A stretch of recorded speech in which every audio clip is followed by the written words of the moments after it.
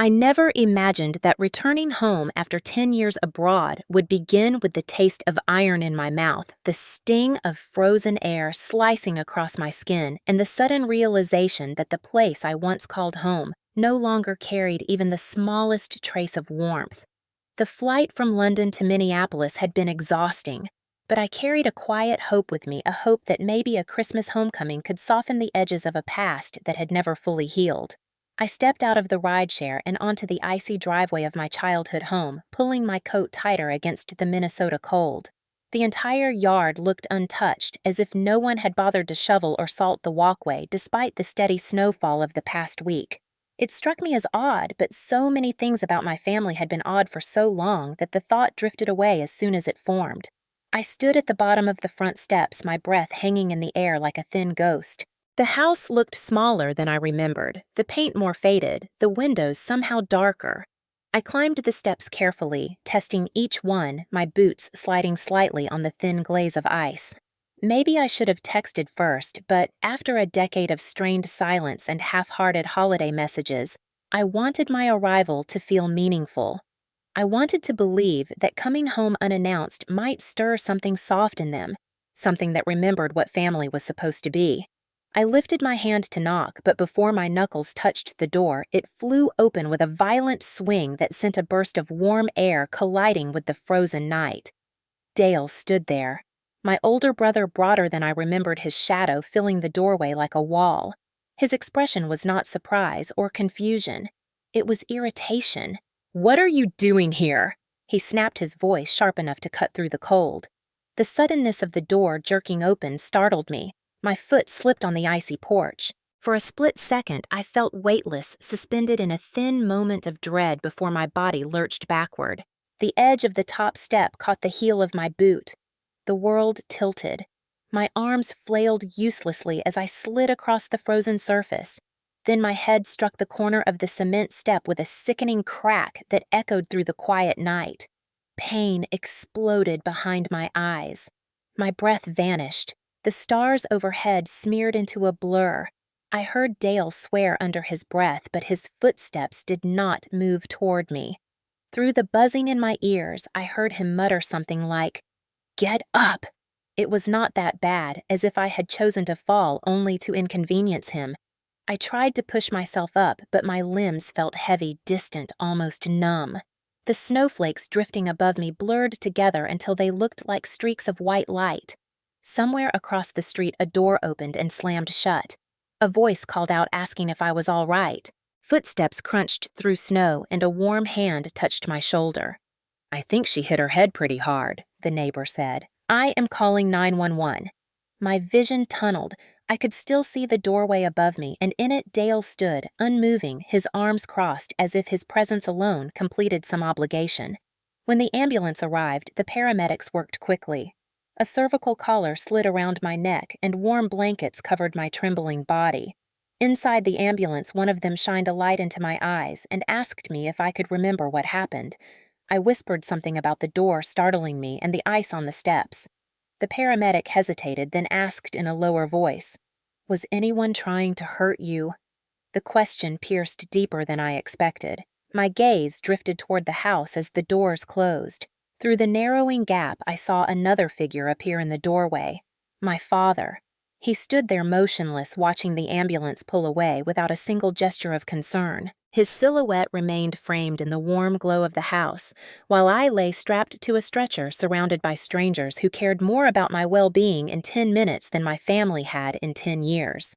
As the sirens began to wail and the house shrank behind us, I felt a cold, heavier than winter, settle inside me. Whatever I had hoped to find by coming home had shattered on that icy porch, along with the fragile idea that my family would ever change. When I woke again the next morning in a dim hospital room with a dull ache pulsing behind my eyes, the weight of 10 years pressed down on me with a sudden and suffocating clarity. Lying there beneath the thin, off-white blanket, listening to the rhythmic beeping of the monitor beside me, I found myself wondering how I had ever convinced myself that coming home for Christmas would bring healing. I should have known better. The truth was that leaving the United States a decade earlier had not been a brave adventure or a spontaneous leap toward a new life. It had been an escape, one marked by quiet desperation and the overwhelming need to breathe without waiting for another argument to erupt or another insult to slide across the dinner table like a casual remark. After my mother died, the house had shifted. It felt tighter, darker, as if her absence left room for bitterness to expand and fill every gap. My father, Richard, had always been strict, but after her passing, he became something harsher, something brittle and unpredictable. He monitored every decision I made, insisting he was guiding me, when in reality, he was tightening a grip I had never agreed to. He questioned my friends, criticized my career choices, and dismissed any emotional response as weakness. When I won a scholarship to study nursing, he told me I was wasting my intelligence on a job that would burn me out. When I pushed back, he accused me of being ungrateful. My brother Dale absorbed that attitude with ease, mirroring our father's tone until the house felt like a place measured by tension rather than affection. While other families in our Minnesota neighborhood bonded over barbecues and weekend fishing trips, ours existed on a fragile balance of control and resentment. After my mother's funeral, the balance collapsed completely. Her death certificate said sudden cardiac arrest, but something about the speed of it never settled right with me. She had seemed tired, yes, but not ill. I asked questions. My father refused to discuss it, and Dale told me to stop stirring things up. The more I pushed, the more isolated I felt. My father reminded me that I lived under his roof. My brother reminded me that I depended on them. Their words were not shouted nor accompanied by slammed doors or broken dishes. Instead, they were delivered quietly, almost politely, in the same way someone might mention the weather. It was that softness that made it damaging. Emotional manipulation does not need volume to be effective. It simply needs repetition. By the time I was 27, I felt like a ghost drifting through a house that no longer remembered me. When the opportunity appeared to apply for a nursing position in London, it felt like a doorway cracked open in a burning room. I packed my bags in a single night. My father told me leaving was reckless. Dale laughed and asked how long I thought I would last overseas. I boarded the plane anyway. The first year in the UK felt like learning how to live inside my own skin again. I worked long shifts in a busy London ICU, slowly reclaiming the confidence that had been chipped away back home. I made friends who listened without judgment.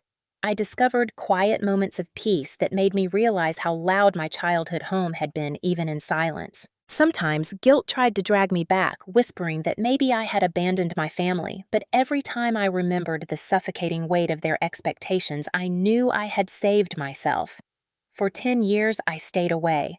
Birthdays passed, holidays passed. My father sent only brief messages, usually comments about weather or work. Dale rarely contacted me at all. I told myself it was fine. I told myself that space was healthy. Then, 2 months ago, a plain envelope arrived at my London flat with no return address. Inside was a single sheet of paper bearing one typed sentence: "Your mother did not die the way they said." I stared at the words until they blurred my pulse, thudding in my ears. There was no signature, no explanation, nothing but a truth I had tried to bury rising to the surface like a body breaking through ice. For weeks, I tried to ignore it, but the letter pulled at me every night, unraveling the thin piece I had built. Eventually, the questions grew too heavy. I convinced myself that 10 years had softened the sharp edges of the past. I told myself my father and brother would welcome me home, or at least tolerate my visit long enough for me to find the answers I could no longer avoid. I booked a ticket for Christmas, telling my colleagues in London that I simply wanted to reconnect with family. But as I lay in the hospital bed that morning, replaying the way Dale had looked at me when he opened the door and the way my father had watched the ambulance leave without moving an inch, I realized I had not returned to a softened home. I had returned to the very place I once escaped, and whatever truth waited beneath the surface of this house was not going to reveal itself gently. When I finally regained full awareness later that afternoon, the fluorescent lights overhead felt too bright, and the muted sound of footsteps in the hallway seemed to echo inside my skull. A soft, beeping rhythm pulsed beside me, steady yet unfamiliar. For a moment, I forgot where I was, then the sharp ache at the back of my head reminded me. The fall. The ice. Dale's expression. The cold indifference in his voice. I blinked slowly, and the blurred shapes around me sharpened into the pale walls and chrome fixtures of an emergency room bay. A nurse stood near the monitor adjusting a line of numbers glowing in soft blue. She noticed me watching and stepped closer with a gentle smile that contrasted sharply with the way my family had greeted me the night before. "Good to see you awake," she said. "You took a nasty fall." "The CT scan did not show internal bleeding, but you have a concussion." Her tone was calm but firm, the kind used by medical staff when they want a patient to understand the seriousness of their injury.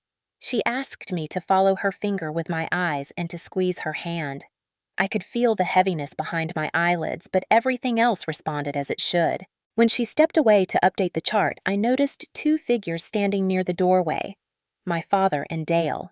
They stood stiffly as if their presence there was an obligation rather than a sign of concern.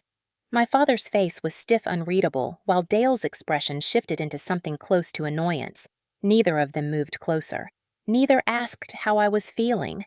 The nurse caught sight of them and excused herself, giving me a moment alone with the two people who should have been the most worried, but looked instead like they were waiting for a bus running late. I cleared my throat carefully, the movement sending a dull ache through my skull. "Hi," I managed. My father nodded once, a gesture so small it could have been a twitch. Dale smirked and leaned against the door frame. "You slipped?" he said, as if he were reporting the weather. The way he said it felt rehearsed, too quick, too firm. Before I could respond, a doctor stepped inside holding a tablet. He introduced himself as Dr. Patterson and asked my father and Dale to wait outside. Instead of stepping back, my father crossed his arms. "We are her family," he said. "Anything you need to say to her, you can say in front of us." Dr. Patterson did not raise his voice. He simply repeated, "Please, wait outside. Hospital policy." This time his tone left no room for argument. My father's jaw tightened, but he stepped into the hallway, Dale following behind with an exaggerated sigh. When the door closed, Dr. Patterson pulled a stool beside my bed. "Julia, I want to ask you a question," he said, "and I want you to answer without thinking about anyone else. Did someone push you?" The directness of the question made my stomach tighten. Images of last night flashed in my mind. The door slamming open, Dale towering over me, his voice, the ice, my feet slipping. But had he pushed me? Not physically, not with hands.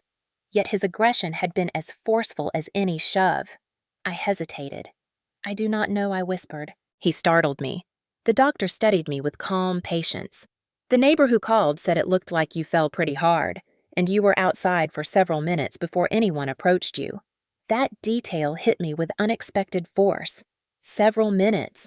Long enough for Dale to help me. Long enough for my father to come outside. Long enough for someone to ask if I was breathing. But no one in my family had moved. I felt something shift inside me, then a creeping awareness that what happened was not just bad timing or unfortunate conditions.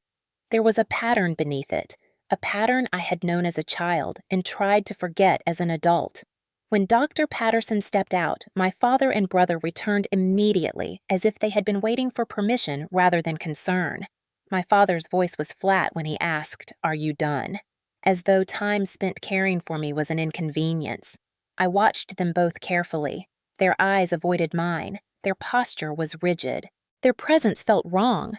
Something deeper than simple estrangement lingered in the air, something that made my chest tighten with unease. It was the same atmosphere I remembered from the months after my mother died, when questions were met with coldness and curiosity with punishment. In that moment, it became painfully clear that I had not simply slipped on ice. I had stepped back into a house where truth was unwelcome, and where my injury was nothing more than an interruption to whatever narrative my family intended to maintain. Whatever brought me home was far more dangerous than a fall on frozen steps. Something was wrong. Terribly wrong. And this time, I was not a frightened daughter without choices. Returning to the house after being discharged felt strangely similar to stepping back into a museum exhibit of a life I no longer recognized, except the air inside was heavier and the shadows felt sharper. The drive from the hospital had been silent. My father insisted on picking me up, though he made no real effort to ask about my condition.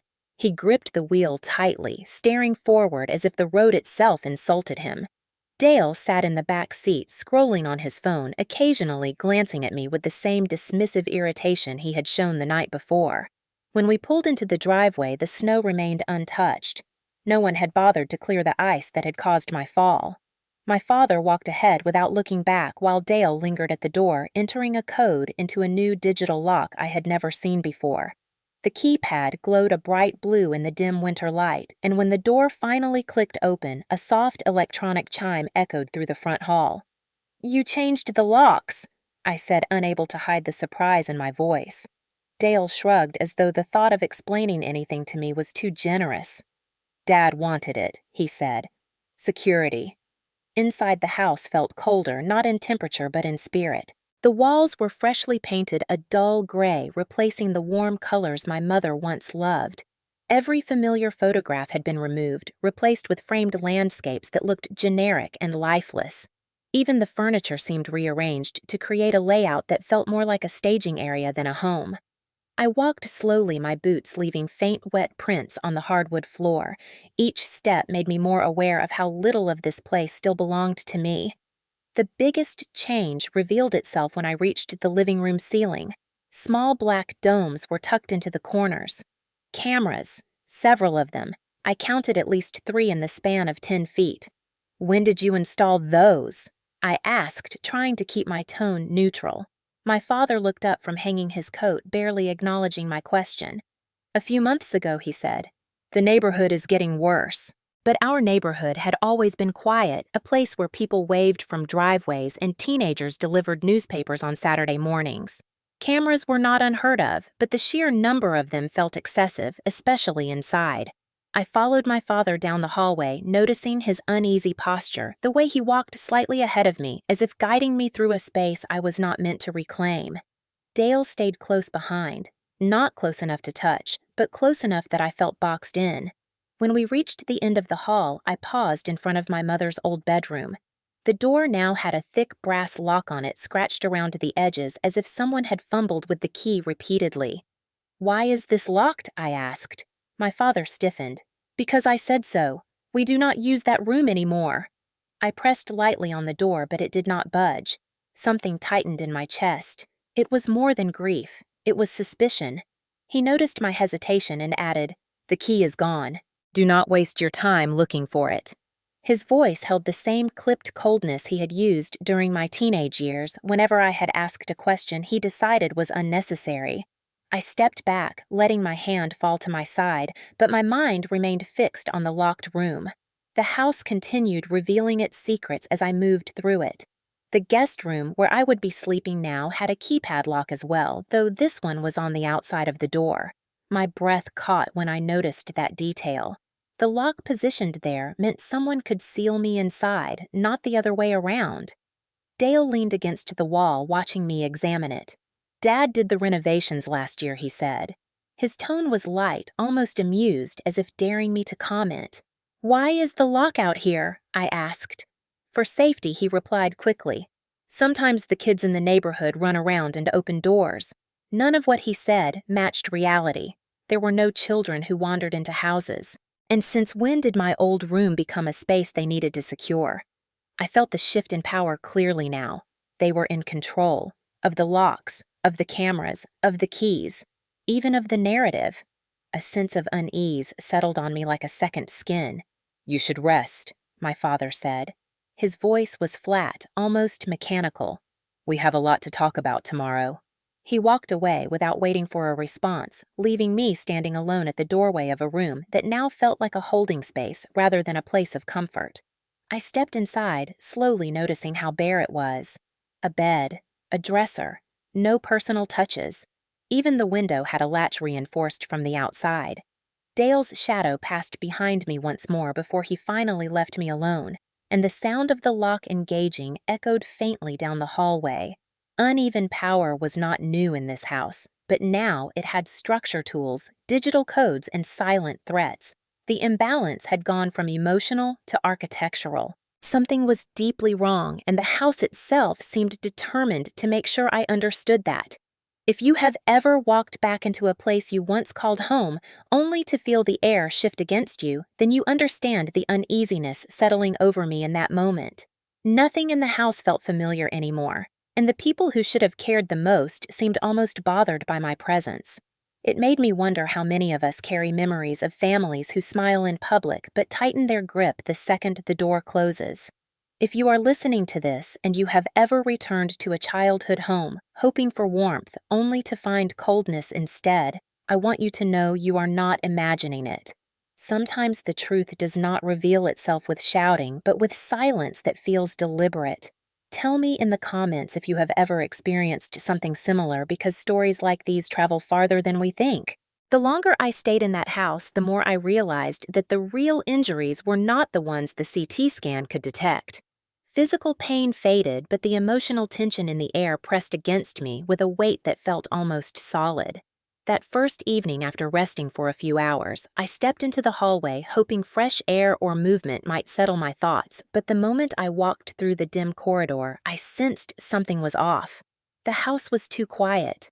Not the peaceful kind of quiet, but the watchful kind, the kind that made me feel as though every sound I made was being monitored. As I moved toward the kitchen, I noticed a small hole in the drywall near the baseboard. It looked recent, the edges not yet smoothed or painted over. A second hole was visible higher up near the corner, larger and far more deliberate. It reminded me of the aftermath of an angry fist. I paused, tracing the outline with my eyes, memories rising uninvited of nights when my father slammed doors or struck the table so hard the plates rattled. But he had never hit walls back then. Had that changed after I left, or had I simply not seen it before? When I entered the kitchen, the overhead light flickered for a moment before stabilizing. Dale was standing at the counter drinking from a water bottle, his back turned to me. He did not acknowledge me until he closed the bottle with a loud snap. Then he looked over his shoulder with an expression that hovered between irritation and warning. "You are up," he said. His tone made it sound like an inconvenience. I nodded and poured myself a glass of water. As I reached for a glass in the cabinet, I noticed the latch was bent, as if someone had forced it open recently. The small crack running along the hinge suggested pressure, something violent enough to snap the metal slightly out of place. "What happened to this?" I asked. Dale shrugged. "Things break. Not everything needs a story. But everything in this house did seem to have a story now, even if he refused to tell it." He moved closer, standing just a little too near. The proximity triggered the same instinct I used to feel as a teenager when he would loom over me during arguments, not touching, but asserting dominance through presence alone. His eyes flicked toward my bandaged head. "Still thinking someone pushed you?" he asked with a smirk. The way he said it made my stomach twist. He was testing me, measuring how much I remembered or how much I would dare to question. I told him it had been an accident, though the words felt thin. He studied me for a beat too long, then said, "Good, that is what it was." His certainty struck me more sharply than his sarcasm. Before I could respond, my father entered the kitchen, his voice cutting through the tension with a brittle crispness. "Julia, stop bothering your brother. You need rest." He spoke as though I were a child causing trouble, not a grown woman recovering from a head injury. I watched him open a drawer, then slam it shut when it stuck on something inside. His temper flared in the tightening of his jaw and the flare of his nostrils. That same temper had defined much of my childhood, a storm always waiting to break. The more I watched him move around the kitchen, the more I noticed how strained he appeared. His shoulders tense, his responses clipped. When I asked about the door I had seen earlier with the broken lock, he froze. "There is nothing wrong with this house," he snapped. "Stop digging into things that do not concern you." But everything concerned me. I was his daughter returning after 10 years. Why was a simple question treated like an interrogation? Why was every part of the house marked with signs of stress damage or secrecy? The imbalance of power settled more clearly in my mind as I watched the two of them navigate the space like guards rather than family. Their eyes tracked my movements. Their answers came too quickly or too sharply. And the more questions I asked, the more defensive they became. Later that night, I wandered toward the back hallway and paused when I heard muffled voices coming from my father's office. The door was slightly cracked, and through the narrow gap I could see Dale leaning forward, whispering heatedly. I could not make out the entire conversation, but I heard enough. She is already asking questions. Dad, she is not going to let it go. My father responded. Something like, she will not find anything. Keep her contained until after Christmas. Contained. The word hit me like a blow. I stepped back before they could notice the shadow of my feet near the door. Contained. Not welcomed. Not visited. Contained. I felt a chill move up my spine, one that had nothing to do with winter. When I returned to the guest room, I noticed something else. The camera angle in the hallway was tilted ever so slightly toward my door, as if recently adjusted. The light on it blinked twice, then steadied. I closed the bedroom door and sat on the edge of the bed, feeling the truth settle in my bones. This house did not want me safe. It wanted me manageable. Whatever my father and brother were hiding, it was large enough that my presence threatened to expose it. And for the first time since arriving, I felt not just unwelcome, but endangered. The next morning, I woke to the faint sound of footsteps in the hallway and the muted hum of the furnace turning on, a reminder that winter in Minnesota never gave anyone a gentle start to the day. My head still throbbed from the fall, but I pushed myself up slowly, knowing I could not hide in that room forever. When I stepped into the kitchen, my father was seated at the table reading the newspaper, while Dale leaned against the counter, scrolling aimlessly through his phone. The atmosphere felt strangely poised, as if both of them were waiting to see how I would behave. I approached the table and set down a small wrapped package I had carried all the way from London. "I brought you something," I said, trying to keep my voice steady. My father looked up briefly, his expression unreadable. He did not reach for the gift. Instead, he tilted his head slightly and said, "You did not have to waste money on that." Waste. The word stung, but I forced a smile and pushed the package gently toward him. "It is not expensive, just something I thought you would like." He finally picked it up, turning it over once before setting it aside, unopened. "We did fine without you, for a decade," he said, his tone almost casual, as if stating a fact. Dale snorted quietly, amused. I felt my chest tighten. The comment carried no anger, no resentment, just a flat certainty that my presence or absence barely registered.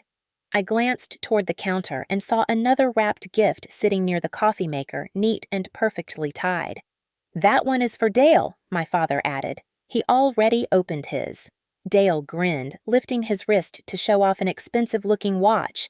"Dad got me something useful," he said. His eyes flicked toward my untouched gift. "Not everybody needs the same things, I guess." The sarcasm was mild, subtle, but it carried the same familiar undertone I had grown up with.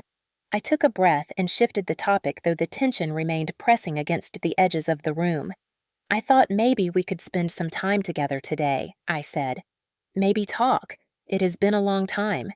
My father folded the newspaper with deliberate care before looking at me. "Julia, we have routines, responsibilities. We cannot drop everything because you decided to appear for Christmas." It was the way he said "decided" that caught me, as if returning after 10 years required an apology. I tried again. "I only want to understand what has changed. I have been gone a long time." He responded quickly. "Things change because life changes. Not everything needs to be explained," Dale added. "We are not here to give you a tour of your own childhood home." I felt the sting behind those words too. Every time I tried to bridge the distance, they pushed it wider. Still, I refused to let the conversation sink into bitterness. I moved toward the refrigerator and pulled out a carton of eggs. "I can cook breakfast," I offered lightly. "Maybe that would help us start the day on a better note." Dale scoffed louder this time. "We already ate. Dad likes things done early like normal people." The jab was subtle, framed as a joke, but it was meant to diminish me. My father pushed his chair back and stood stretching his shoulders. "Julia, you should rest," he said again. It was becoming his refrain, his way of dismissing me without looking confrontational. I opened my mouth to respond, but he cut me off with a wave of his hand. "And stop asking so many questions. You have only been here a day." "Let things be." Dale smirked, swirling the last sip of his coffee before tossing the cup into the sink. "Yeah, sis, do not start interrogating us. You are not in your fancy London hospital now." His tone made it clear he thought my accomplishments were nothing more than a temporary inconvenience to him. I felt the familiar heaviness of their dynamic settle over me again, the same imbalance I had lived with before I left. Their sarcasm was not loud or dramatic. It was soft, dismissive, purposeful. The kind meant to put me back in a place they felt I belonged. As I stood there in the kitchen with my unopened gift sitting beside my father and Dale's new watch glinting in the morning light, I realized that despite the polite words and controlled tones, nothing had changed. Not in the ways that mattered. They did not want me back. They wanted me quiet. And that truth settled inside me with a weight heavier than the fall that brought me home. If you have ever tried to reconnect with family only to be met with coldness or sarcasm instead of understanding, then you already know the quiet kind of pain that settles in when you realize you were never the problem in the first place. Sometimes the people we hope will welcome us back are the ones who resent our growth the most. I want to hear from you if you have ever walked into a room filled with people you share blood with and still felt completely out of place. Share your experience in the comments and tell me where you are watching from. Stories like this remind us that healing does not always come from going back, but from recognizing who truly stands with us when life becomes heavy. You are not alone if your family has made you feel small for simply trying to come home. That afternoon, when the house finally quieted and both my father and Dale retreated to their separate corners, I found myself alone long enough to let curiosity guide my steps. The uneasiness that had followed me since arriving felt heavier, now more defined, as if pressing me towards something they desperately wanted to keep hidden. I walked down the hallway slowly, listening for the familiar creaks in the floorboards, careful to avoid the ones that might alert them if they were listening. My mother's locked room pulled at me like a magnet, but I knew forcing it open would only escalate things. Instead, I turned into the small office across the hall, the one my mother had once used to pay bills and organize family records. The door was half open. My father rarely used this room after she died, preferring the newer study he built for himself, so the older space remained mostly untouched. The moment I stepped inside, I felt an ache settle deep in my chest. The air smelled faintly of paper and lavender, the scent my mother used to spray on the curtains. I closed the door quietly and moved toward the filing cabinet tucked under the window. It was old and dented, the paint slightly chipped, but the lock was flimsy, the kind that could be opened with a small tug. When I slid open the top drawer, I expected to find outdated tax forms or utility bills. Instead, I found a stack of legal folders neatly labeled in my mother's handwriting. The words estate and property transfer caught my attention immediately. My pulse quickened as I pulled the folder free and opened it on the small desk. Inside were photocopies of property documents, some dating back nearly 20 years. I skimmed through them until my gaze froze on one page near the back. It bore my name, a transfer of rights. The date stamped at the bottom was from 8 years ago, a time when I had been living in London full-time, working 12-hour shifts in the ICU. According to the document I had signed away any connection to the house or any other asset my mother once owned, my supposed signature sat at the bottom of the page in ink that looked eerily similar to mine, but something about the slant of the letters felt off, as if mimicked rather than written. My heart began to pound. I had never signed anything remotely like this. The longer I stared at the page, the clearer the truth became. Someone had forged my signature. Someone in this house. I flipped through more pages, finding additional documents that moved assets entirely into my father's name. Some listed Dale as secondary beneficiary, a role he had never held while my mother was alive. With each document I uncovered, the familiar pattern of control resurfaced, but now it had weight. Legal weight. My hands trembled as I turned to the last section of the folder where a small paperclip held together several loose notes. They were written by my mother. Her handwriting had always been soft, slanted slightly to the right, but the notes here were shaky, uneven. One read, "Meeting with attorney postponed again. Richard insisted I do not need one." Another note said Julia should know about the will, but he says it will cause trouble. And then, written faintly on a torn receipt, were the words, "I need to keep copies somewhere safe." My eyes burned. She must have known something was wrong. She must have tried to protect the truth, but she had been alone. The realization hit me like a weight to the chest. If she kept copies, maybe this folder was only part of the story. My father had always kept the newer study locked, but my mother had been careful. She never trusted him fully when it came to finances. My thoughts raced as I gathered the papers quickly but silently, sliding them back into the folder exactly as I found them. I had just closed the drawer when footsteps echoed faintly from the hallway. My breath caught. I turned off the desk lamp and stepped back into the shadowed corner of the office until the footsteps passed.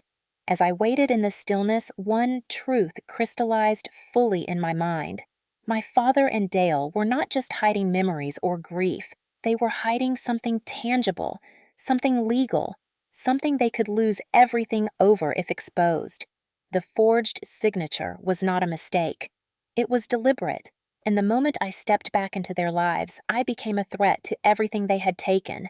When the hallway finally grew quiet again, I slipped out of the office, my heart still pounding but my resolve sharpening. Whatever they were hiding, I would find it. And this time, I would not let them silence me with intimidation or control. The truth was somewhere in this house, buried under years of manipulation and fear, and now I had proof that my mother had tried to leave a trail for me to follow. They had taken her voice, they had altered documents, but they had not erased everything, and I was not the same daughter who left 10 years ago. The next day, the snowfall eased into a light drifting powder, the kind that softens the edges of rooftops and fences, but does nothing to quiet a troubled mind. I stepped outside, partly to clear my head, and partly to escape the suffocating tension inside the house. The cold air bit at my cheeks sharper than I expected, but at least it felt honest, unlike the forced politeness and veiled hostility behind my father's front door. As I walked down the icy steps this time, gripping the railing tightly, I noticed the curtains in the neighboring house shift. A moment later, the door opened and Mrs. Mara stepped outside, bundled in a thick coat and scarf. She had lived next door since before I was born, a widow who kept to herself but always remembered birthdays and brought over cinnamon bread every Christmas. When she saw me, her brows lifted with a mixture of surprise and concern. "Julia," she said warmly, though her tone carried an undercurrent of hesitation. "I was wondering when you might come by." I forced a smile, but the tension in my shoulders refused to loosen. "It is good to see you," I said, though the words felt smaller than they should have. She studied me with the kind of careful attention older neighbors often possess, the type that sees beneath surface pleasantries. "You are hurt," she said softly. I touched the bandage at the back of my head and nodded. I slipped, but her eyes told me she did not believe that was the whole story. She motioned for me to follow her inside, and I did, grateful for any space that did not make me feel watched. Her house was warm and smelled faintly of rosemary. She set a mug of tea in front of me before sitting across the small kitchen table, her hands wrapped around her own cup. "I heard the ambulance the other night," she began. "I saw you fall. It looked bad." I swallowed, not sure how to respond. "Was my family outside?" I asked quietly. She hesitated, then shook her head. "No. I kept waiting for someone to come help you, but no one did." My stomach tightened. The idea that neither my father nor my brother stepped outside during the accident was something I suspected but had not been ready to confirm. Mrs. Mara continued, her voice gentler now. "I should not say too much, but I worry about you being back in that house. Things have not been right there for a long time." My pulse quickened. "What do you mean?" She exhaled slowly, as if releasing a burden she had held for years. "Your mother used to come here sometimes, usually in the evenings. She would sit exactly where you are now." Her hands trembled a lot toward the end. She said she was tired, but it was more than that. I leaned forward slightly. What was she tired of? "Your father," she said plainly. "And Dale." My breath caught, but I stayed silent, letting her continue at her own pace. They were always loud, and not just arguments. I would hear things breaking, doors slamming, sometimes walls shaking. Your mother never wanted to alarm you, but she was scared, deeply scared. A knot formed in my throat. No one had ever told me this. "What happened the night she died?" I asked carefully. Mrs. Mara's expression darkened with memory. "That night was strange. Around 9, I heard her crying. Not the kind of crying someone does when they are sad. The kind someone does when they are begging." I froze in my seat. "Begging!" She nodded slowly. I wanted to go over, but it was not my place. Then everything went quiet. Too quiet. The next morning, your father told the neighborhood she passed in her sleep, but he would not let anyone inside, not even me. My hands tightened around the mug. She reached for my wrist gently. "There is more," she whispered. "A week before she died, your mother told me something that kept me awake for days. She said if anything ever happened to her, someone needed to protect you." Her words hit me with an impact almost physical. Protect me from what? Mrs. Mara hesitated again, glancing toward the window as if afraid someone might be listening. "She said your father was changing, becoming controlling in ways she had not seen before, taking over the finances, keeping documents away from her. And she said Dale was becoming unpredictable. Anger issues. Jealousy. She said they were trying to pressure her into signing something." My heartbeat quickened. Pressure her to sign. The memory of the forged documents flashed in my mind. Did she say what it was I asked? No, just that she hid copies of things because she was afraid they would disappear. And Julia, she paused here, gripping her teacup tightly. She said she hoped you would never come back until you were strong enough to face them. My breath left my lungs in a slow, trembling exhale. For years, I blamed myself for leaving, for abandoning them. But now the truth unfolded in front of me in a way I never expected. My mother did not want me to return unprepared. She had sensed the danger long before I ever understood it. I looked at Mrs. Mara, who watched me with a sad but steady expression. "I always wondered if I should have said something sooner," she murmured. "But your mother made me promise not to interfere unless you came back. And she said you would know when you were ready." I swallowed hard, the weight of her words settling over me like numbing snow. The house, the cameras, the locks, the forged documents, my mother's fear. Everything was connected. Everything led back to that locked room and whatever truth they had buried for years. When I finally stood to leave, Mrs. Mara touched my hand again. "Be careful," she said softly. "Your father and brother are not the men you remember. And whatever they are hiding, they cannot afford for you to uncover it." Her warning followed me out the door, clinging to me like the winter wind. As I crossed the yard and approached my family's house, it no longer felt like a place I had returned to. It felt like a place I needed to escape from before the truth swallowed me whole. By the time I stepped back into the house, the cold outside felt gentler than the air waiting for me inside. The moment the door shut behind me, I sensed the shift, a subtle tightening in the atmosphere, as if the walls themselves had been listening for my return. My father was in the living room, standing near the fireplace, though no fire burned inside it. Dale sat on the couch, tapping impatiently at his phone, his eyes flicking up the second I entered. "You were gone a long time," my father said without looking directly at me. His tone was too controlled, too even, the kind of restraint that signaled irritation simmering beneath the surface. I told him I went for a walk. Fresh air. He nodded once, but the muscle in his jaw twitched. "You should not wander around without telling someone," he said. "It is unsafe." Unsafe. The word hung in the air with a meaning he did not bother clarifying. Before I could respond, Dale stood and walked toward me with an easy confidence that made my skin prickle.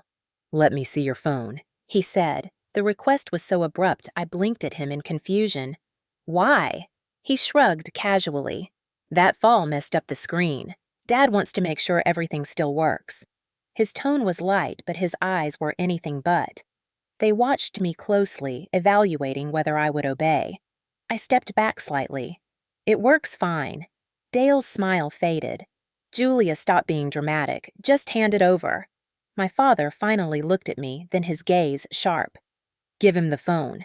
It was not a request. Something inside me tightened, but I reminded myself of Mrs. Mara's warning. I unlocked the phone and handed it to Dale, who snatched it quicker than necessary. He tapped the screen a few times, then walked toward the hallway. "I will take this upstairs to check it," he said over his shoulder. Recognizing the trap in his tone, I followed him a few steps. "Why do you need to take it upstairs?" He turned expression flat. "Because I said so." My father's voice echoed from behind me. "Julia, stop arguing. You need rest." Again with the rest.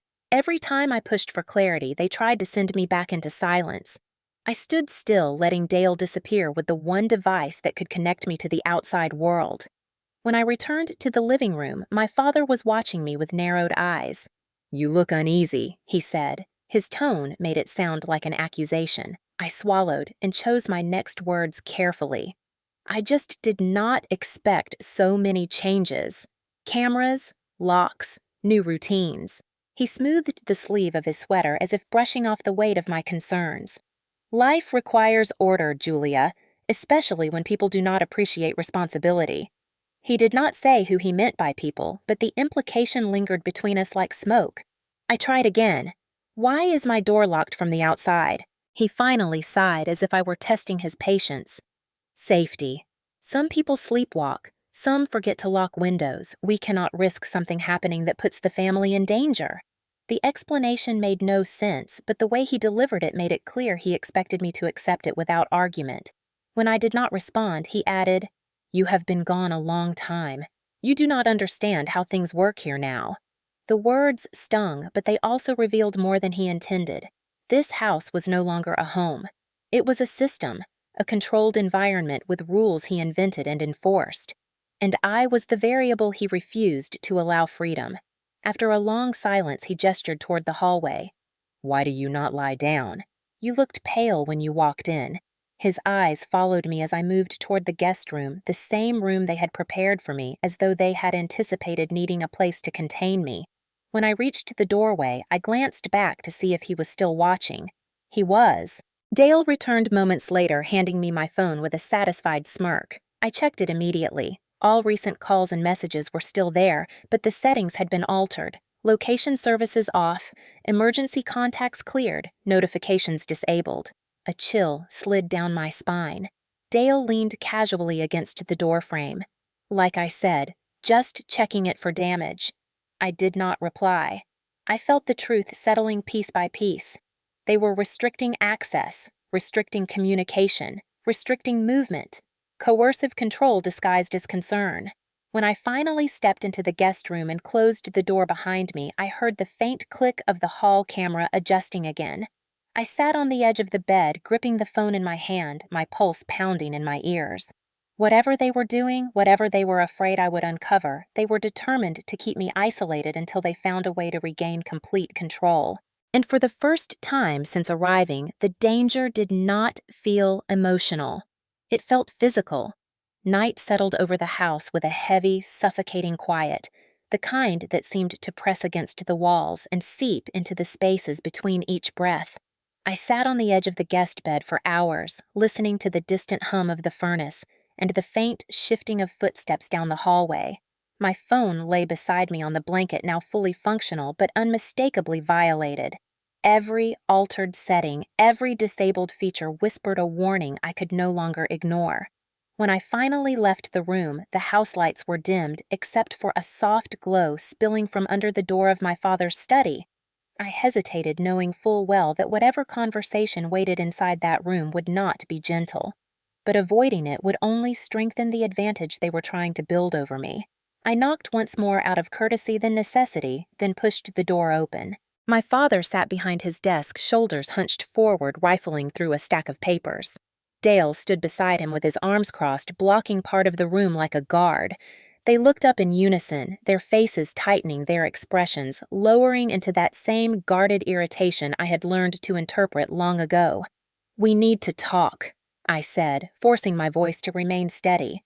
My father leaned back in his chair slowly, his eyes narrowing just enough to convey displeasure.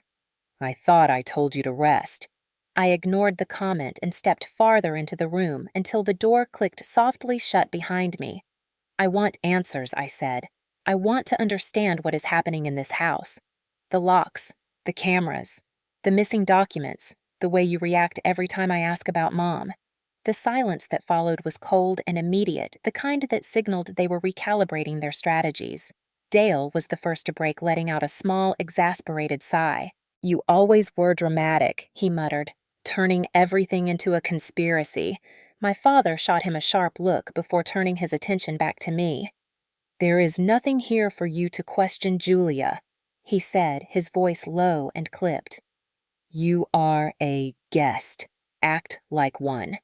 I felt something inside me snap into place, a resolve that had been building since the moment I stepped back into this house. I am not a guest. This is my home too. The words hit harder than I expected, echoing in the tense air between us. My father rose slowly, placing both hands on the desk as he leaned forward. You left, he said. You chose another life, another country. Do not walk in here after 10 years and demand explanations for things you abandoned. I held his gaze. I did not abandon anything. I left because I could not breathe here anymore. I left because Mom was gone, and none of you cared how much it broke me. His face darkened. Do not bring her into this. You do not get to talk about her. Why not? I stepped closer before I could second-guess myself. Because you know I am right. Because you know something happened the night she died. His eyes flashed with something sharp, something unmistakably defensive. Dale straightened, shifting his weight like he was preparing to intervene. Mom was scared, I said quietly, her voice shaking. She told someone. She left notes. You pressured her. You kept things from her. You kept things from me. My father slammed his palm onto the desk so suddenly that the lamp rattled and Dale flinched. Enough. His voice cracked through the room like a whip. You will stop this right now. You have no idea what you are talking about. I stared at him, refusing to back down. Then explain it. Explain the documents I found in Mom's office. Explain why my signature appears on a form from 8 years ago when I was across the ocean. Dale stepped forward, his voice sharper now. You are misreading things. Those papers mean nothing. People make clerical errors. Do not make this into some legal drama. But his voice wavered just slightly, and that tiny fracture told me everything. I turned back to my father. Why is Mom's room locked? Why is the key gone? He inhaled deeply through his nose, struggling to control the tremor of anger beneath his calm words. Because that room is private. Because I said so. You do not get to question how I manage my own house. But it is not just your house. It was hers. And she tried to leave a trail. You erased it. Dale moved closer, invading my space with a thin imitation of authority. You need to calm down. You are not well. That hit harder than I expected. A tactic, another attempt to undermine my credibility, to destabilize me emotionally so I would retreat. I forced myself to stay grounded. I leaned in, slightly lowering my voice. You are scared. Both of you. Not of me. Of the truth. Dale scoffed. You sound insane. Maybe the fall messed with your head more than we thought. My father added quietly. You are not thinking clearly, Julia. All this paranoia is beneath you. Come back when you are in control of yourself. I realized then that this was their pattern. Redefine reality. Question my perception. Twist every legitimate concern into weakness or hysteria. It had worked on me when I was younger. Not now. Not after the life I built away from them. I took a step back and let out a slow breath. I am clear. Clearer than you think. And if you will not answer my questions, I will find answers myself. My father's expression hardened into something cold and unrecognizable. You will not dig through this house.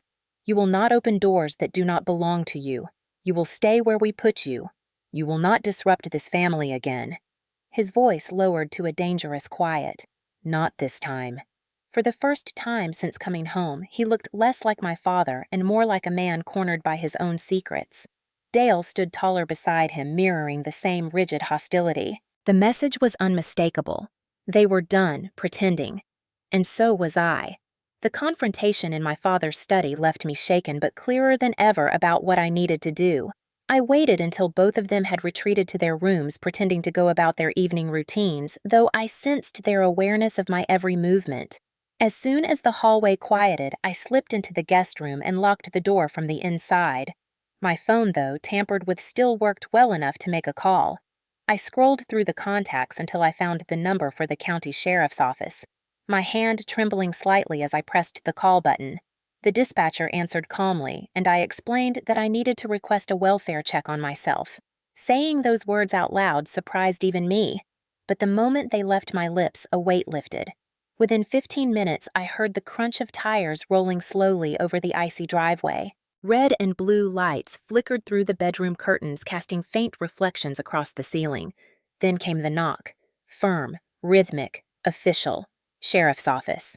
My heart pounded as I opened the door to the hallway.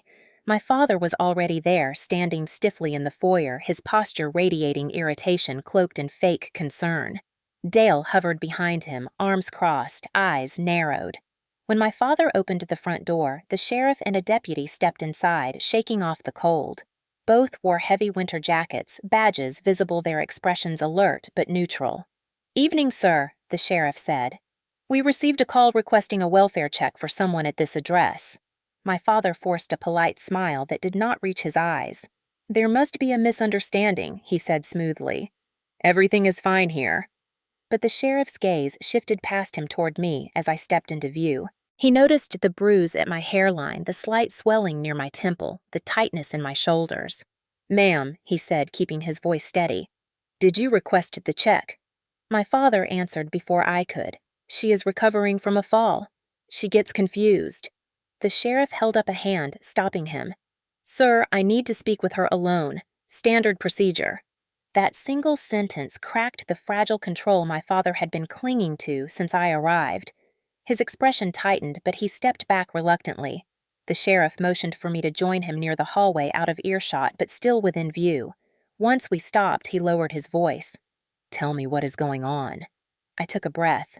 I told him about the fall, about how long I had been on the ground before help arrived, about the cameras and locks and my phone being taken.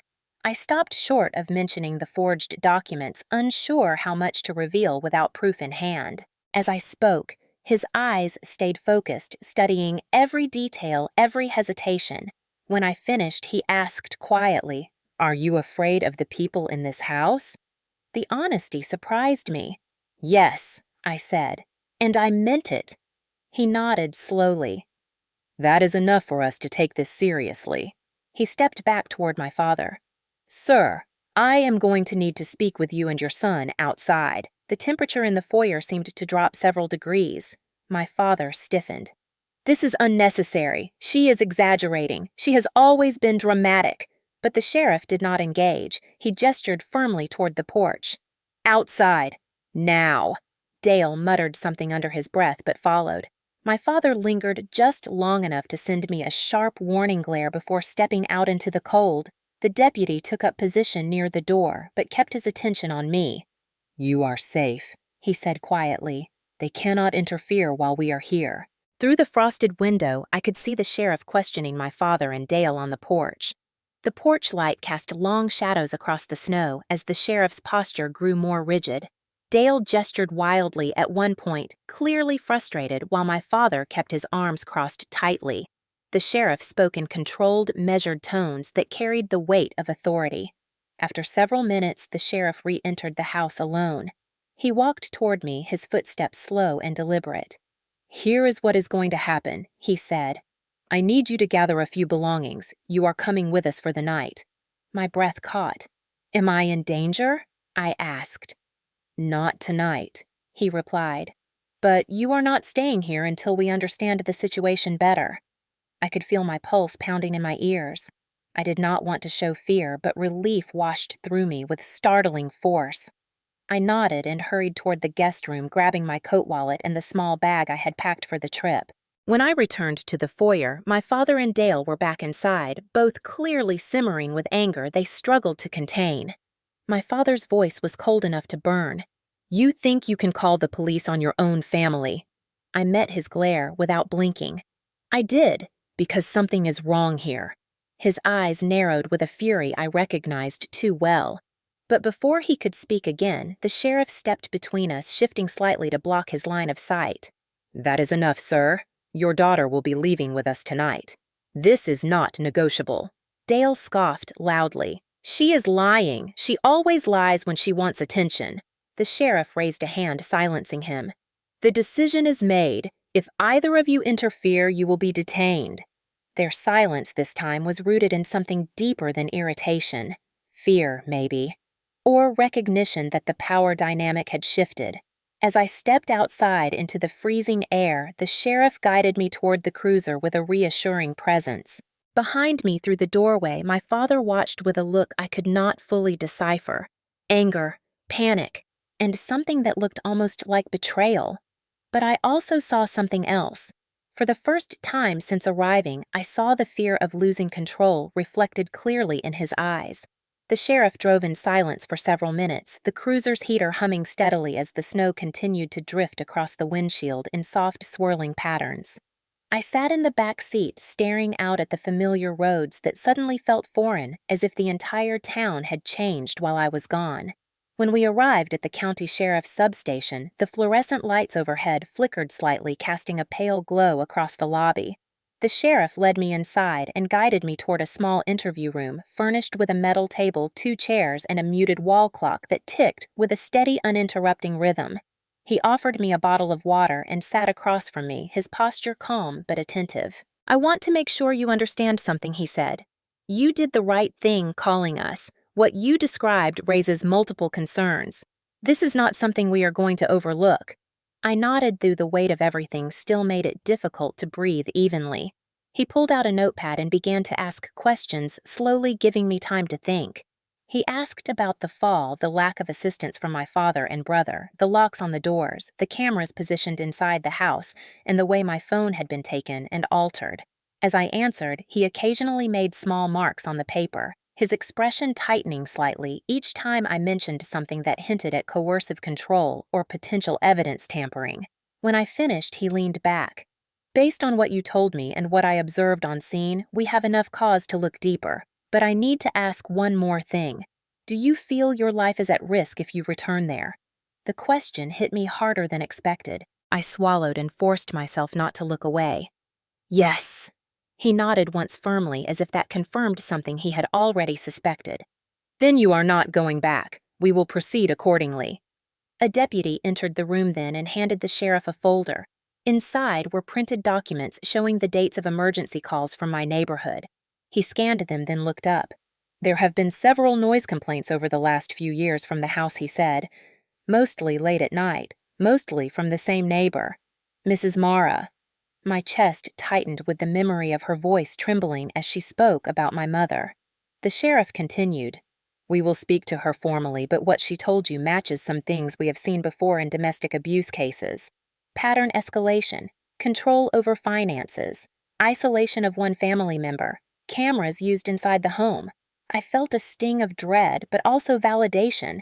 Everything I sensed but could not articulate had been quietly building long before I ever returned.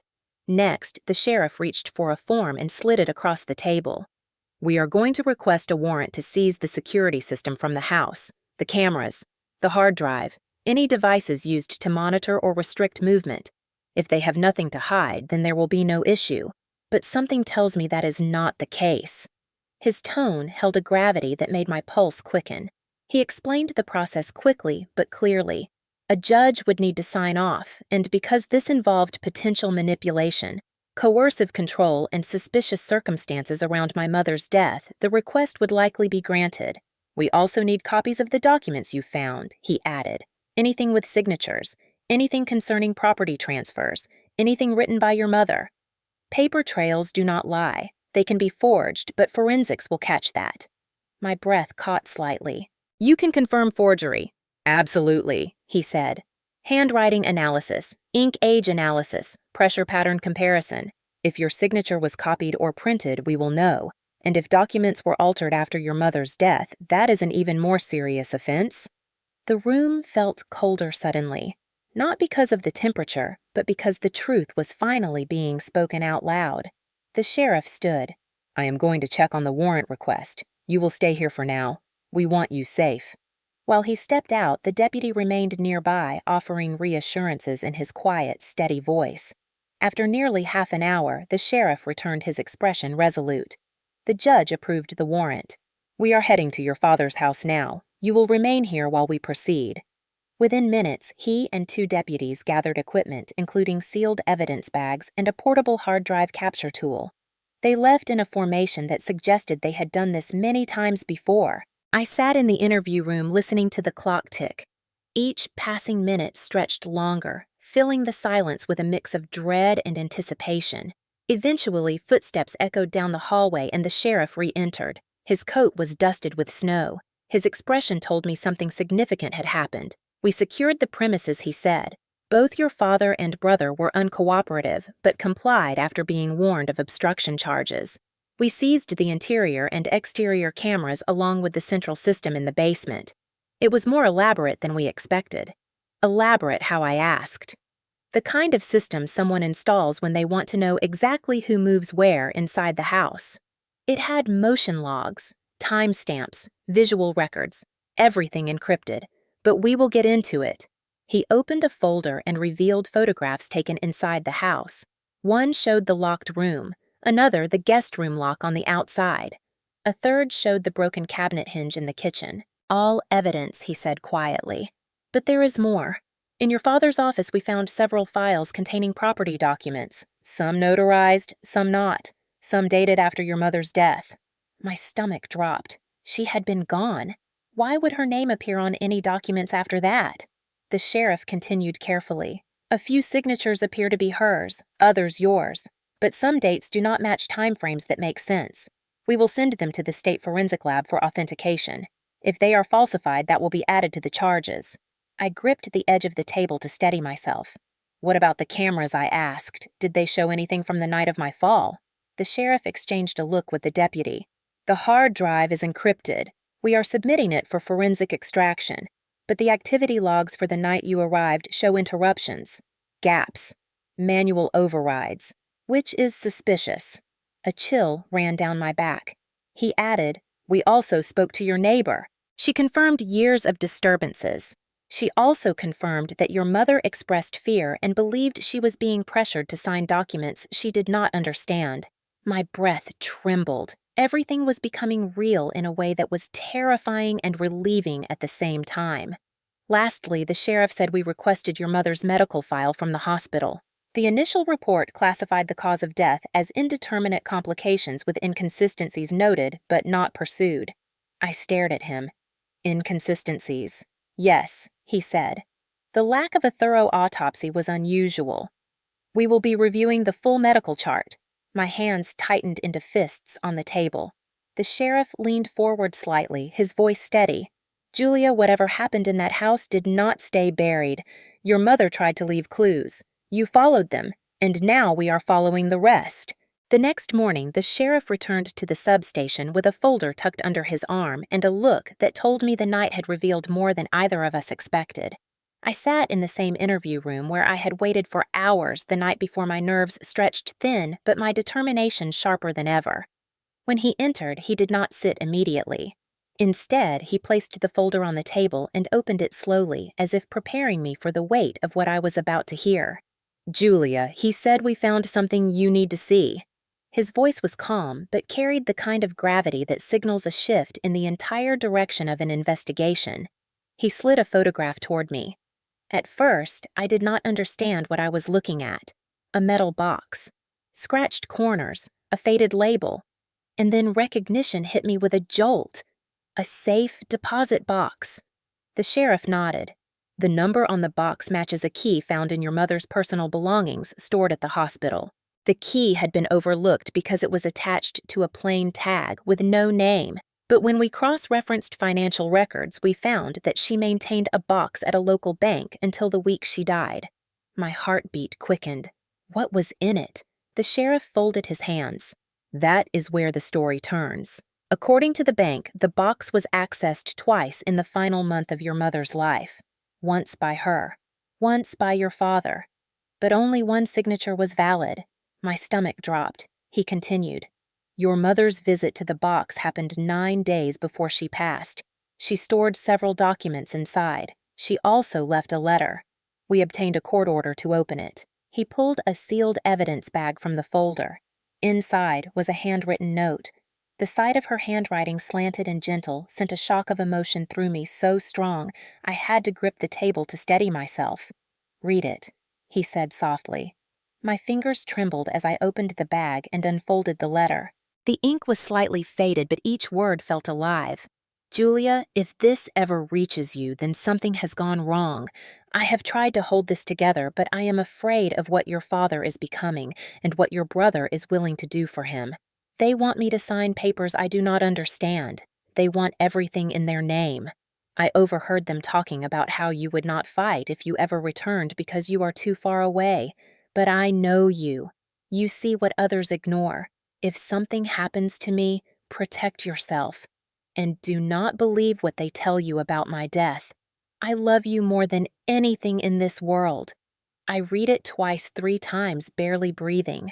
The room seemed to tilt as the sheriff watched quietly, letting me absorb the truth at my own pace. My mother knew she was in danger. She knew the people closest to her, the people I once trusted, were capable of harming her, or at least capable of orchestrating a situation where harm became inevitable. I looked up at the sheriff, my voice barely steady. What happened during my father's visit to the box?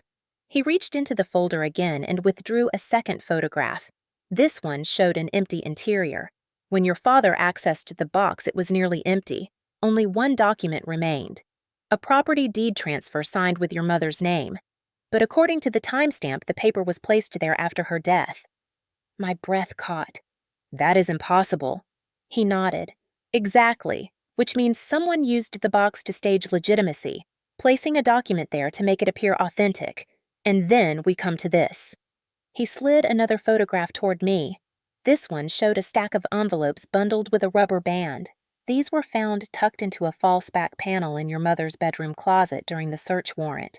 Inside were receipts, bank statements, and drafts of documents your mother never finalized. She hid them because she feared they would disappear. She tried to leave a trail for you. My throat tightened. Every instinct I buried for years now roared back with clarity. She had not been confused. She had not been dramatic.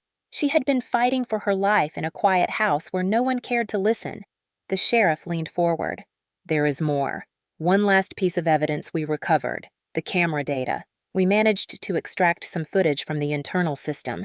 It is fragmented and partially overwritten, but there are records from the night you fell. I felt my breath stall. Did it show anything? He nodded slowly. It shows your brother approaching the door moments before you arrived. It shows him standing there for almost a full minute before opening it. It shows him looking through the peephole. He knew you were there. He waited for the moment you stepped onto the ice. The room felt suddenly too small, the air too thin. So he did not push me, I whispered. He created the fall. Intentionally or recklessly, the sheriff said. But either way, it aligns with a pattern of intimidation, and that pattern becomes critical when combined with the financial evidence. He paused, then added, We also reviewed your mother's medical records. There was an unexplained bruise on her upper arm noted by a nurse during her last checkup. There were complaints of dizziness that went uninvestigated, and there is no documentation explaining why no autopsy was requested for a woman in her 50s who died unexpectedly. I closed my eyes, tears burning behind them. My mother had tried to warn someone, anyone, but the people in her house were the very ones who silenced her. When I opened my eyes, the sheriff's expression softened. Julia, your mother did not die peacefully in her sleep. We cannot say yet what happened, but we know enough to determine that her death deserves a full investigation. I took a slow breath. What happens now? He looked down at the folder, then back at me. Now we transition from investigation to action. We will obtain a warrant for financial fraud, document forgery, coercive control, and possibly homicide if further evidence supports it. Your father and brother will be brought in for questioning. They will not walk away from this. A tremor ran through me. Fear, grief, vindication. Everything collided at once. The sheriff continued. I know this is overwhelming, but I want you to hear something clearly. Your mother tried to protect you. She did everything she could, and now it is our turn to protect you and to bring the truth into the open. I nodded slowly, the truth settling into my bones more solidly with every breath. My mother did not fail. She fought until the end, and now I would fight too. The day the arrests happened began quietly with a thin veil of sunlight cutting through the gray Minnesota sky and reflecting against the frost that coated the substation's windows. I sat in the lobby wrapped in a blanket someone had handed me earlier, my mind drifting between the present and a lifetime of memories that suddenly felt sharper and more coherent than ever before.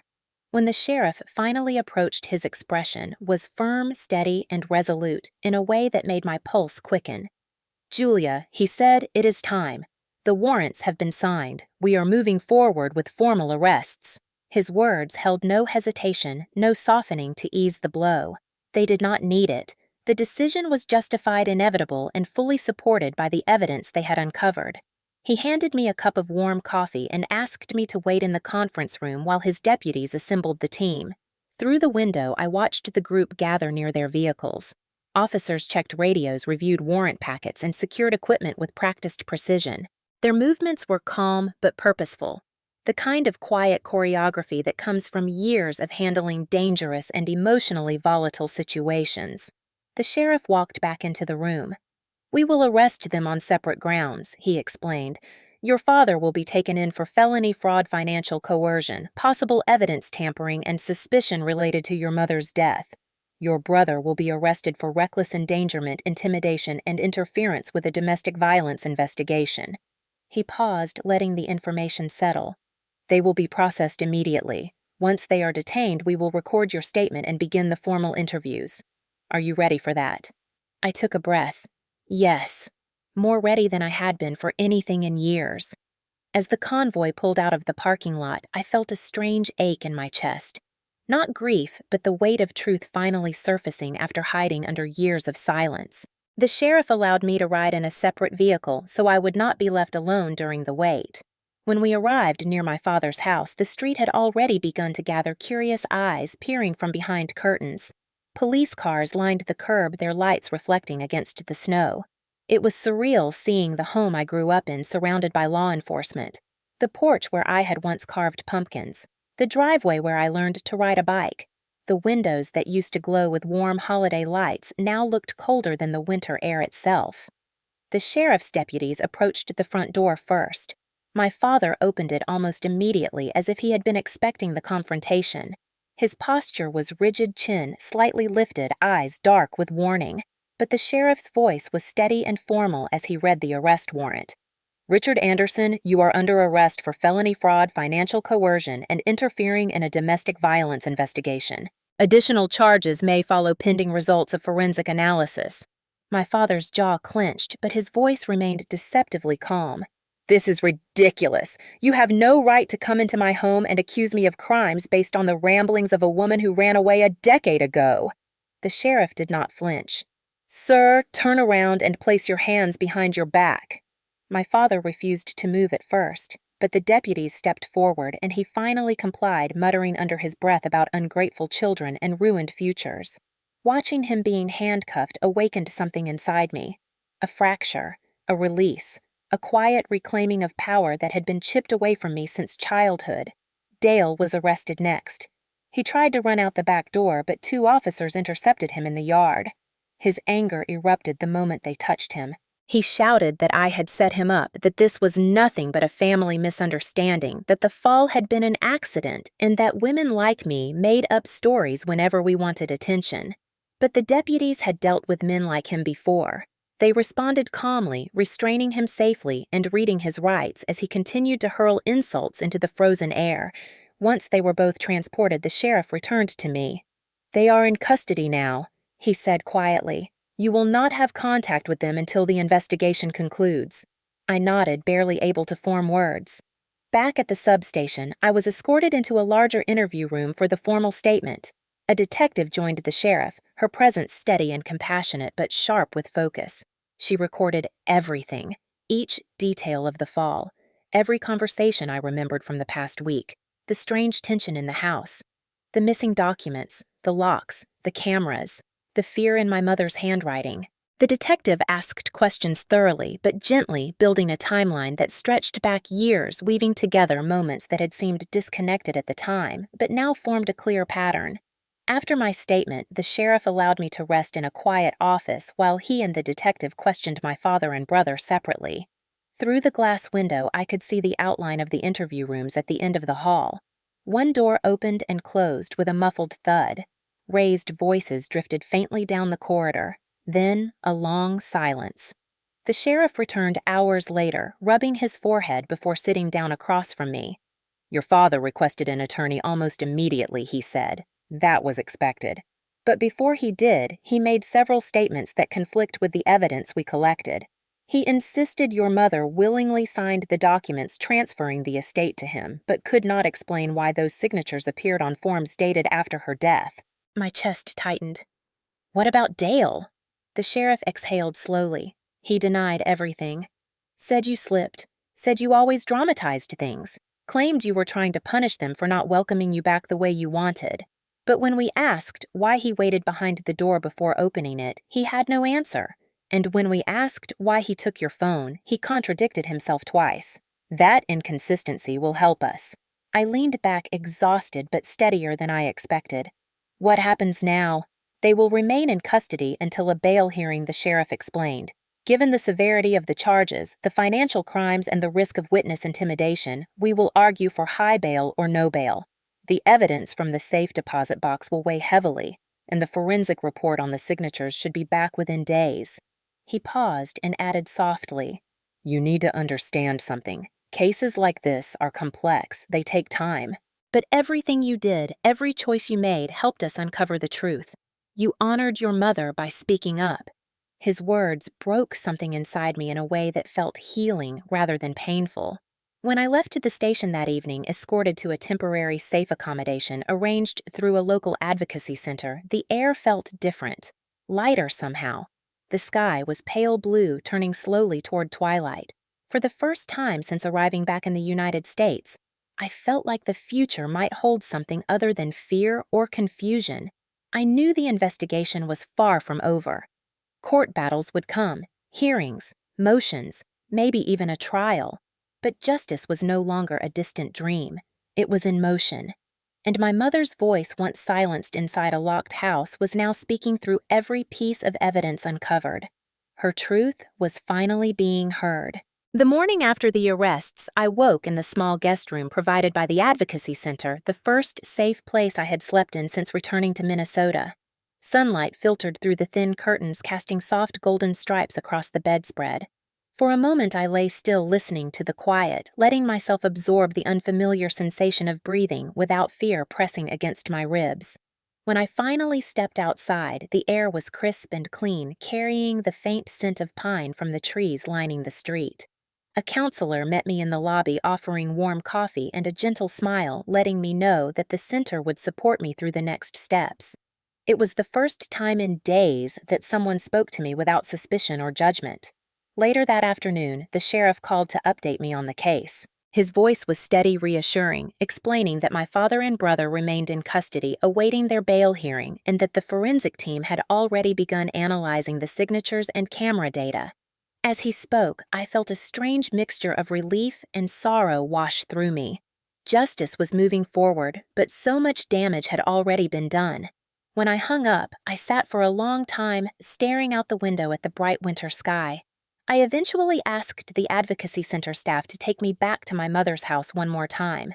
The sheriff arranged an escort to ensure no one from my family would be present. Driving through the familiar streets stirred something deep in my chest. The neighborhood looked the same: children's bikes in driveways, wreaths on front doors, the same streetlight that used to flicker when I was a child. But stepping onto the porch felt like reclaiming something long stolen. Inside the house was quiet, oddly peaceful, without the constant tension that once clung to every room. I walked slowly across the living room, letting my fingers brush along the back of the couch, the mantel, the worn edges of the staircase railing. Memories flickered with every step. Christmas mornings. My mother humming in the kitchen. The warm glow of family gatherings that had shifted so sharply into intimidation and manipulation after she was gone. When I reached her bedroom door, the sheriff handed me the key they had recovered from the safe deposit box. My heart raced as I unlocked it. The moment the door opened, a soft scent greeted me, faint but familiar. Lavender, my mother's favorite. The room looked almost untouched, as if she had stepped out only moments before. Her quilt, her bedside lamp, her jewelry box resting in its usual place. I walked to the center of the room and sat on the edge of her bed, letting the silence settle around me like a blanket.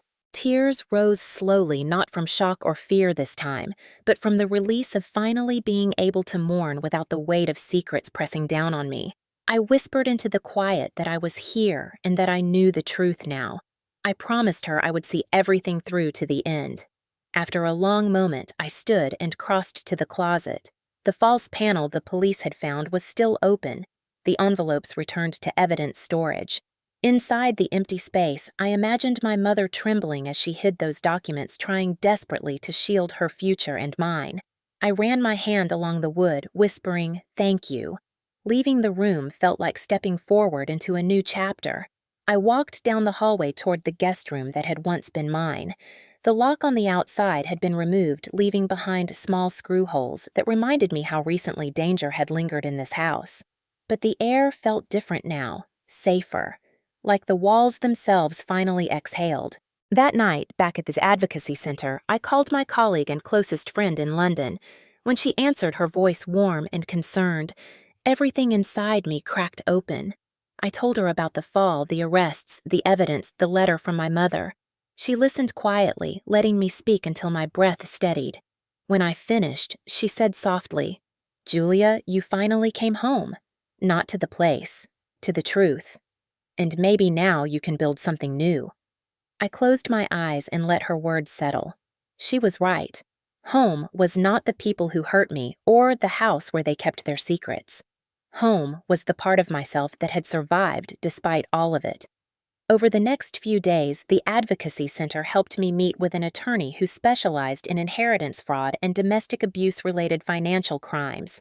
She reviewed the evidence with measured precision, explaining each step of what would come next. Restitution, property recovery, legal protections, civil actions if needed. Every word felt like a stone being lifted from my chest. She assured me that the law was on my side, that truth was on my side, and that my mother had left enough breadcrumbs to build an entire case. One evening, as I sat watching the sun dip behind the snowy rooftops, I realized something unexpected I was healing. Not suddenly, not completely, but in small, steady breaths. In choosing safety, in facing the truth, in speaking my mother's name without flinching. Healing was not forgiveness. It was reclaiming the parts of myself they had tried to break. It was stepping out of the shadows of a past shaped by fear and into a future shaped by honesty and courage. And for the first time in a decade, I felt ready to live again. Have you ever carried a truth for years without knowing it was the missing piece of your life until everything finally broke open? When I walked back into my childhood home after 10 years away, I thought the hardest part would be facing old memories. I never imagined I would uncover a trail my mother left behind, or watch the people who were supposed to protect me taken away in handcuffs. But sometimes healing begins the moment we stop protecting the people who hurt us and start protecting ourselves instead. If you have ever felt trapped by family expectations, silenced by someone who claimed they knew what was best for you, or blamed for problems you did not create, I want you to know this. You are not alone, and your story matters more than you think. Comment your city. I want to know how far stories like this travel and how many people out there have walked through something similar. And if you have ever fought your way out of a toxic family dynamic or uncovered a truth that changed everything, share what gave you the strength to keep going. Someone reading your words might need them more than you realize.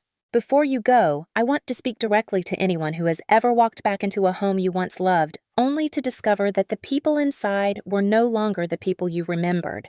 Sometimes the most painful moments in life are not the ones that break our bones or leave visible wounds, but the ones that quietly convince us we are alone, that no one will believe our side of the story, that the truth is too heavy to say out loud.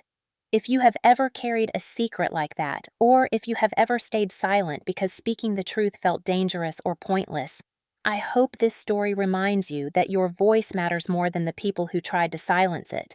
And if you grew up in a time when families were expected to hide their problems behind closed doors, when you were taught that loyalty meant staying quiet even when it hurt, then you know better than anyone how powerful it is to finally choose yourself. So tell me, has there ever been a moment in your life when you realized someone you trusted was not who you thought they were? Did you ever discover something that made you rethink your entire past? Or did you ever have to walk away from family because staying would have cost you your peace or your safety? Comment whatever part of your story you feel comfortable sharing. You never know who might need to read it. Someone else might feel less alone because of your words. And if you are still healing from something that happened years ago, something you thought you had buried but still echoes in your heart today, I hope you know this too. Healing does not mean forgetting. It means you are finally strong enough to face what was done to you without letting it define you anymore. You deserve peace. You deserve safety. You deserve to be believed. And you deserve to build a life that is not shaped by fear, but by your own courage. Comment your city, so I know where you are watching from, and tell me what part of this story stayed with you. Your voice matters here.